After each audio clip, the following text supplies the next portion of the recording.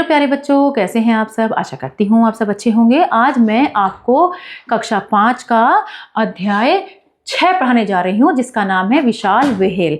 देखो, अगर आपके सामने एक बड़ी सी विशाल सी व्हेल आ जाए तो आप क्या करेंगे, क्या सोचेंगे।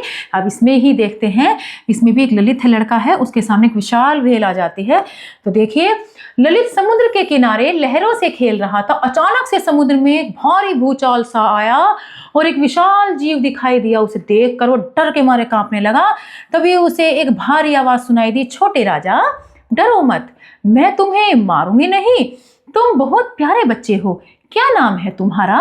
यह सुनकर ललित की जान में जान आई और बोला, मेरा नाम ललित है, तुम कौन हो। मैं एक हंसी गूंजी। मैं, हाँ तुम्हारे जैसा विशाल जीव मैंने आज तक नहीं देखा। ललित बोला, तो सुनो मेरे राजा भैया, मुझे व्हेल कहते हैं। थल पर और जल में पाए जाने वाले जीवों में मैं सबसे बड़ी हूं। मेरा वजन सुनोगे तो आश्चर्य में पड़ जाओगे। मैं तुम्हारे हाथी से कई गुना भारी हूं। मेरी लंबाई 100 से 125 फुट तक होती है। छोटे मोटे जहाजों को मैं खिलौना समझकर उछाल देती हूं। ललित ने पूछा, तुम्हारा चेहरा तो मछली से मिलता जुलता है। हाँ, तुम सही कह रही हो, लेकिन मैं मछलियों की तरह अंडे नहीं देती, बल्कि बच्चों को जन्म देती हूँ और उन्हें दूध भी पिलाती हूँ। मेरा एक बच्चा हाथी के बराबर होता है। मैं उसे 7 महीने तक अपने पास रखती हूँ और उसे अपना दूध पिलाती हूँ। मेरा दूध भी कम ताकत वाला नहीं होता, यानी कि बहुत ताकत वाला होता है। उसमें बहुत चिकनाई होती है। ललित ने फिर पूछा, ठंडे पानी में जब तुम तैरती हो तो तुम्हें ठंड नहीं लगती।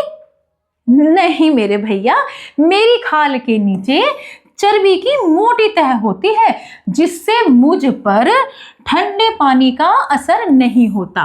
अब व्हेल क्या तुम सांस भी लेती हो। वो पूछता है ललित, क्या तुम सांस भी लेती हो व्हेल। यह भी कोई पूछने की बात है। संसार का प्रत्येक जीव सांस लेता है।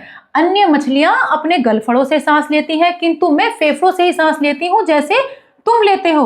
हाँ, मुझे सांस लेने के लिए समुद्र की तह से निकलकर बार बार ऊपर आना पड़ता है। पहले मैं अपने फेफड़ों की गर्म हवा को बाहर निकालती हूँ और फिर ताजी हवा अंदर लेती हूँ, व्हेल ने बताया। अरे हाँ, तुम्हारे शरीर से पानी का फव्वारा क्यों निकल रहा है। क्या तुम्हारे शरीर पर कोई बाग है। ललित ने पूछा। मतलब ऐसे पानी में से निकलती है ना, तो ऐसे फव्वारे से निकलते हैं उसके शरीर से। नहीं बाबा, यह बाग का फव्वारा नहीं है। जब मैं गर्म हवा अपने शरीर से बाहर निकालती हूँ तब यह पानी का फव्वारा अपने आप निकलता है। मुसीबत यह है कि इस फव्वारे को देखकर ही शिकारी लोग अंदाजा लगा लेते हैं कि मैं यहाँ घूम रही हूँ। तुम भोजन में क्या और कितना खाती हो। ललित ने पूछा। मेरे भैया, मेरे खाने में समुद्र में पाई जाने वाली मछलियां और अन्य सभी जीव हैं। मैं मनों में ही टनों में खाती हूँ। मैं मनों में नहीं, टनों में खाती हूँ। टन होता है, मन भी कई किलो का होता है, टन उससे भी ज्यादा कई किलो का होता है। मेरा मुख्य भोजन छोटी बड़ी मछलियां हैं। जब भी भूख सताती है, मैं अपना मुंह खोलकर समुद्र के जल से घूंट भर लेती हूँ। मेरे घूंट में समुद्र में पलने वाली कई तरह की मछलियां और अन्य जीव जंतु आ जाते हैं और इनको मैं हजम कर जाती हूँ। जानते हो, मैं रोजाना लगभग 1 टन मछलियां निकल जाती हूँ। बताओ जी, 1 टन मछलियां निकल जाती हैं। और हाँ, एक बात और सुन लो, मैं लगभग 1000 मीटर यानी 1 किलोमीटर गहराई तक डुबकी मारती हूँ। समझे, 1 किलोमीटर कितना होता है, 1000 मीटर के बराबर होता है। तुम तो सचमुच बहुत ताकतवर हो व्हेल। क्या तुम कभी घूमने भी जाते हो।